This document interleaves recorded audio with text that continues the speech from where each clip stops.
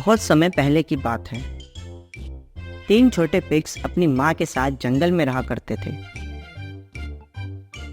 जब वे कुछ बड़े हुए तो एक दिन उनकी माँ ने उन्हें बुलाया और बोली, बच्चों, अब तुम तीनों इतने बड़े हो गए हो कि अपने दम पर अपनी अपनी जिंदगी जी सको। इसलिए मैं चाहती हूँ कि तुम तीनों बाहर की दुनिया देखो और अपनी अपनी जिंदगी बनाओ। अपनी माँ और अपने घर को छोड़कर तीनों पिग्स अपना अपना घर बनाने के लिए चले गए।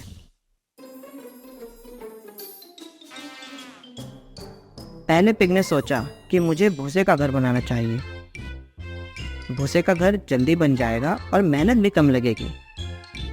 मेहनत से बचने के लिए उसने भूसे का घर बनाया। दूसरे पिग ने सोचा कि पेड़ की सूखी टहनियों से बना घर भूसे के घर से मजबूत रहेगा। इसलिए वह पेड़ की टहनियों से घर बनाने में जुट गया और उसका घर भी जल्दी तैयार हो गया। इधर तीसरे पिग ने बड़े सोच विचार के बाद ईंट से घर बनाने का निश्चय किया।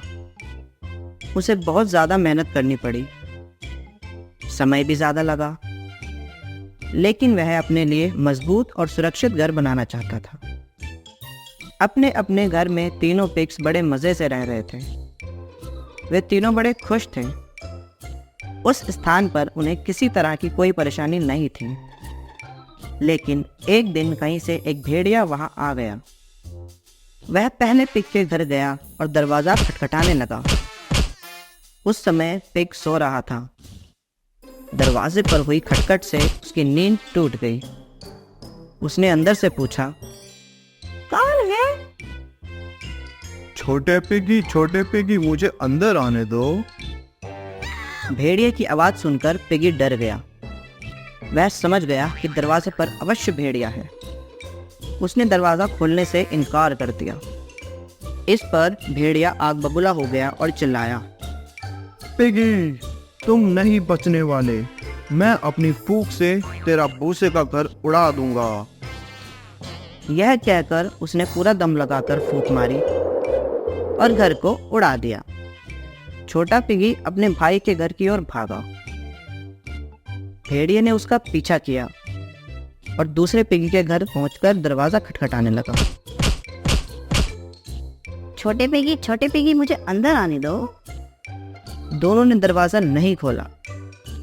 दरवाजा नहीं खुलने पर भेड़िया गुस्से से लाल पीला होकर चिल्लाया, क्या सोचते हो तुम लोग, दरवाजा नहीं खोलोगे तो बच जाओगे? टहनियों से बना ये घर मैं एक झटके में तोड़ दूंगा। यह कहकर उसने पूरा दम लगाकर फूंक मारी और घर को उड़ा दिया।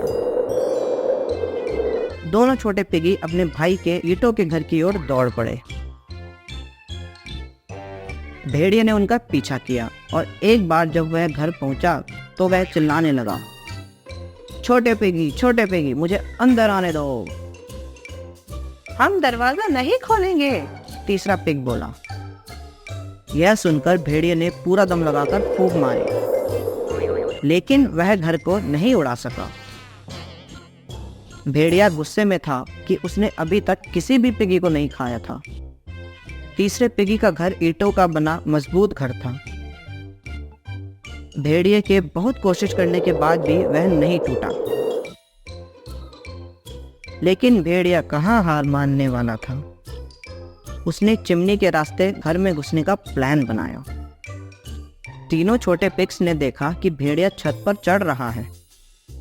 उन्हें लगा कि वह चिमनी से नीचे आएगा, इसलिए उन्होंने चिमनी की आग जलाई और उसके ऊपर पानी का एक बर्तन रख दिया।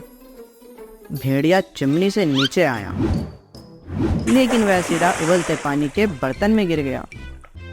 वह दहाड़ते हुए उछल पड़ा और सीधे घर से बाहर और बहुत दूर भाग गया। तीनों छोटे पिगी को फिर कभी भेड़िए से कोई परेशानी नहीं हुई और वे सभी खुशी खुशी रहने लगे। The musical donkey.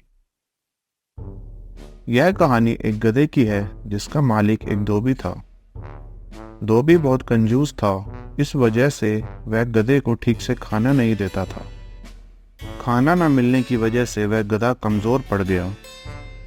कई बार धोबी उसे दूसरी जगह भेज देता ताकि वह जाकर घास खा सके।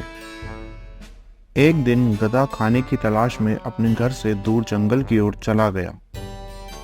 जंगल में चलते चलते उसके पास एक गीदड़ आया और उससे बोला, क्या बात है मेरे दोस्त, तुम इतने कमजोर क्यों लग रहे हो? क्या तुम्हें खाना नहीं मिलता? यह सुनकर गधा उदास हो गया और गीदड़ से बोला, मेरे जीवन में बहुत दुख है मेरे दोस्त। मेरा मालिक मुझे ठीक से खाना नहीं देता और इसी वजह से मैं कमज़ोर हो चुका हूँ।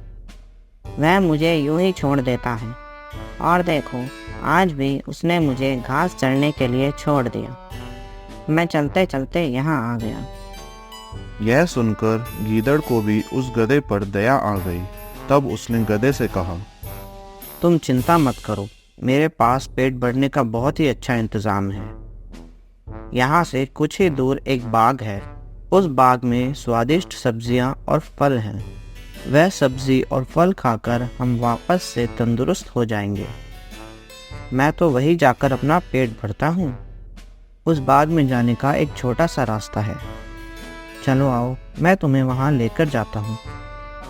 गधे को गीदड़ की बात अच्छी लगी और उसे भूख भी लगी थी। इस वजह से वह गीदड़ के साथ बाग की ओर चला गया। चलते हुए दोनों बाग के नजदीक पहुंच गए।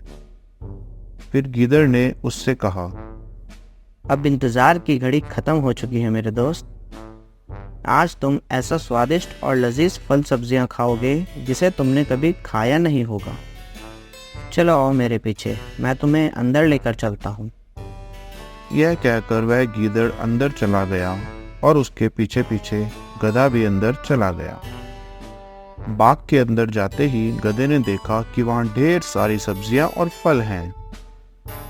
दोनों ने मिलकर पेट भरकर खाना खाया और फिर उसके बाद वहां से चले गए।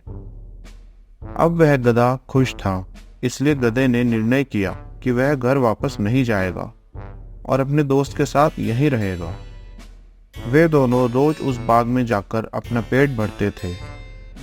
दोनों का जीवन अच्छा चल रहा था और गधा तंदुरुस्त हो चुका था। एक दिन दोनों बाग में गए। वहां गधे ने जमकर फल और सब्जियां खाई। उसका पेट इतना भर गया था कि वह अपना होश खो बैठा। तभी उसने अपने दोस्त गीदड़ से कहा, दोस्त, क्या तुम जानते हो, मैं बहुत अच्छा गाना गाता हूँ और मैं तुम्हें अभी गाना गाकर सुनाऊंगा। यह सुनते ही गीदड़ घबरा गया, क्योंकि गधे के गाना गाने से उसकी आवाज बाग के मालिक तक पहुंच जाती। ऐसे में बाग का मालिक दोनों को पकड़ने वहां आ जाता। इसी वजह से गीदड़ ने गधे को शांत कराने की कोशिश की और कहा, अरे मेरे दोस्त, गधे थोड़ी ना अच्छा गाना गाते हैं। यह सुनकर गधे ने कहा, गधे बहुत अच्छा गाना गाते हैं। वे मधुर स्वर में